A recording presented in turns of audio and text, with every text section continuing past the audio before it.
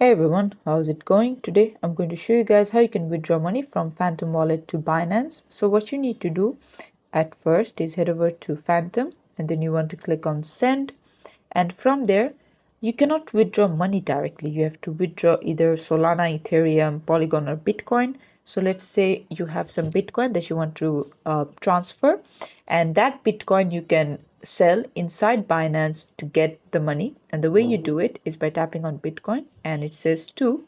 So right over here what you need to do is go to Binance at first, and then you want to click on portfolio, and then you want to click on deposit, and then since we want to receive Bitcoin we're going to click on Bitcoin, and then whatever is the network that we selected.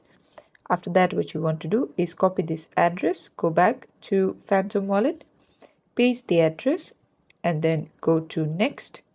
Now as you can see it shows how much Bitcoin you can send, so just select the amount and then click on next and it will be sent. And from there inside Binance you can easily convert this Bitcoin into money, and this is how to do it. Thanks for watching. Please leave a like and subscribe for more tutorials like this, and I'll see you guys in the next one.